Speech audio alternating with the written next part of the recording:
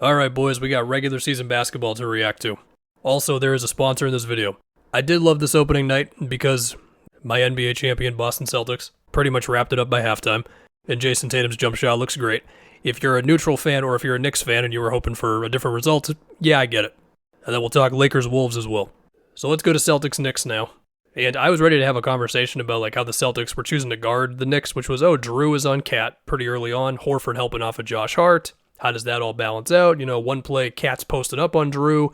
Another play, like, Horford's helping off of Josh Hart. And later on, the Celtics would, like, double Cat in the post with Drew and Jalen. And then after a couple passes, it becomes like an OG pull-up long two, which I'm sure the Celtics are not too beat up about. And I was like, all right, this is kind of interesting. And then before I know it, the Celtics were up, like, 30 points. As the Celtics had a shooting performance that is basically like if you just jack the sliders up in 2K. I mean, it was ridiculous. I mean, listen, Tatum's jumper looks great.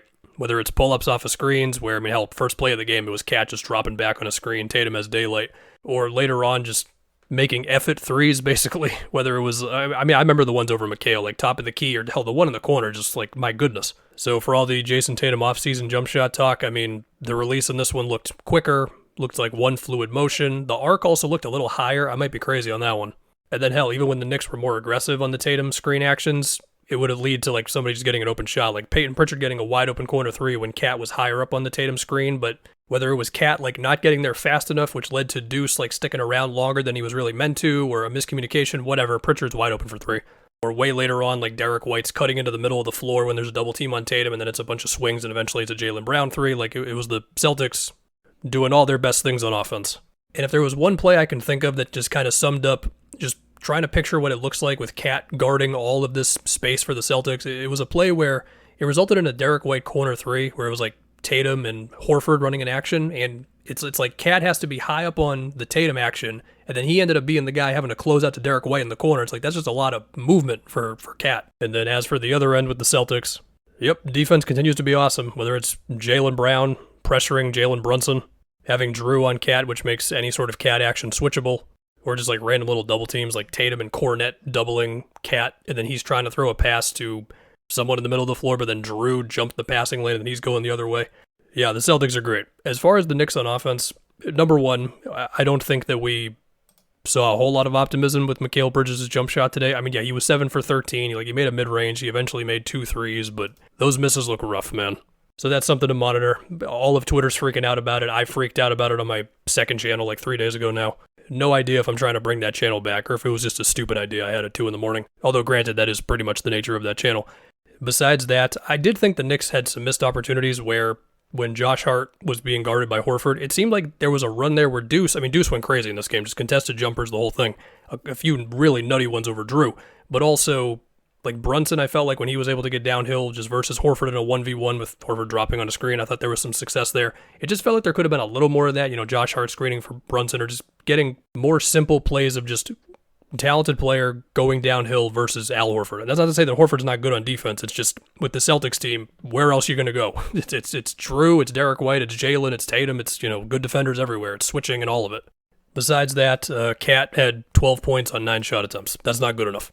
Before we talk Lakers-Wolves, this video is sponsored by SeatGeek. To follow up from the last 2 times, no, I have still not been to a Patriots game this season. We did finally get Drake May, which is exciting, so perhaps I can see myself going to a Pats game. I can 100% see myself going to a Celtics game this season. So if you want to see your favorite NFL team or your favorite NBA team, and I know you have one of those if you're watching this channel, in person, then you can use SeatGeek. Everyone can use my code FUNKY10 to get 10% off any tickets at SeatGeek. And that is whether you are a new customer or not. And it doesn't just go for sports. It could be concerts, festivals, a whole bunch of things. SeatGeek rates deals on a score of 1 to 10. So look for the green dots. Green means good, red means bad. No matter how many times you've bought tickets on SeatGeek before, you can still use code FUNKY10, get you 10% off your next order. Once again, SeatGeek, code FUNKY10, 10% off. Well, you can find my link in the pinned comment of this video as well as the description. One more time, SeatGeek, code FUNKY10, 10% off. The NBA season's back. There's a lot of games happening. Okay, now on to Lakers-Wolves. I was a bit disappointed in the Wolves in this game. Real quick on the Lakers, I thought it was interesting how it seemed like AD ended up switched, or at least high on, a lot of screen actions involving Ant, and it also felt like the Lakers were picking their spots to be decently aggressive with help defense and clogging the paint against the Wolves, and I felt like the Wolves did not handle that the best. Of course, AD went crazy, and sometimes Anthony Davis just has these games where he looks like Superman pretty much, whether it's the mid-range, post-ups, foul drawing, and then defensively just being everywhere. I was more so fixated on the Wolves in this game, partially because, Randall, new piece, and how does the offense look, and also, man, you got basically embarrassed versus Dallas in round 3. You make a big trade. You're hoping to make the finals. I was hoping that you wouldn't just lay an egg versus the Lakers. And okay, you made it a little interesting by the end there. You lost by 8 points or whatever. The first half especially, they were flat, man. We're talking some routine turnovers. Mike Conley, by the way, making some of these. You don't usually say that about Conley, but I mean, he had 2. One, a bounce pass to Naz Reid that was just kind of forced. One that was just a lazy pass to Ant on the perimeter with Austin Reeves stealing it, going the other way. At least I think it was Reeves. Ant had a lazy one on an inbound that was supposed to go to Randall, just a way too high of a pass. Rui got that one. Randall passed up a 3 and then just bulldozed into LeBron to force a charge. It was just, that. So they finished with 15 turnovers, but I think they had I think it was 10 in the first half, something like that. And then they ended up eventually closing the distance on the rebounding battle. But yeah, the Lakers had 10 more shot attempts than the Wolves did. Anyway, how did Julius Randle look in the offense?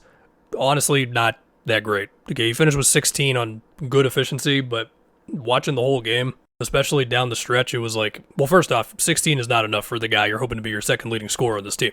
But regardless, it's there were just a lot of possessions where Ant is just taking on what feels like the entire Laker defense. One play that summed it up for me, this is third quarter.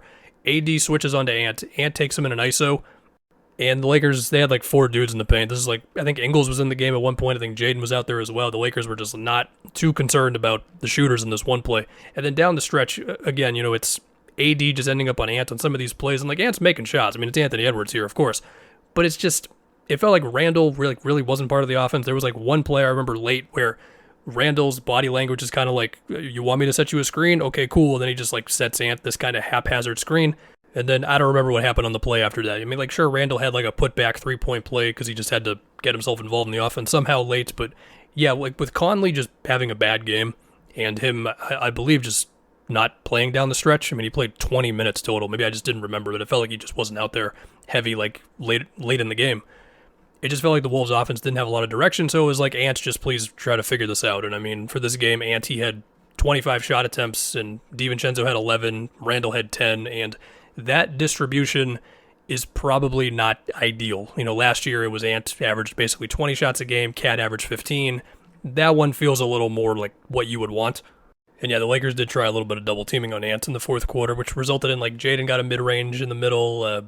Rudy made a good play on the roll to find DiVincenzo for a 3, and then the Lakers were okay, enough of this. Yeah, I don't know. The Wolves, they felt flat. They felt a little directionless, few dumb turnovers, and just not the first game I really wanted to see from a team that is hoping to make the finals and just made a big trade in the whole thing. They did get 41 threes up. I'm sure they're happy with that number. DiVincenzo just didn't shoot great tonight. He was 2 for 8 from 3. Yeah, there are some things that just, if they swing differently, perhaps the whole game changes, but I just didn't like the Wolves' energy tonight. It felt like Chris Finch was also kind of bouncing around different lineups where there was a small stretch in the fourth quarter where he pulled Jaden as well as Nikhil out of the game, and then immediately D'Lo got free on 2 different drives, one that was a floater and one that I don't remember, but the Lakers scored. There was also a little lineup in the first half where it was Naz Reid and Julius Randle as your front court, and the Lakers just kept on getting layups, and I was okay, I don't know what to do with this. Anyway, Lakers were all right. Shout out to Bronny. I was hoping for that 3 to go in.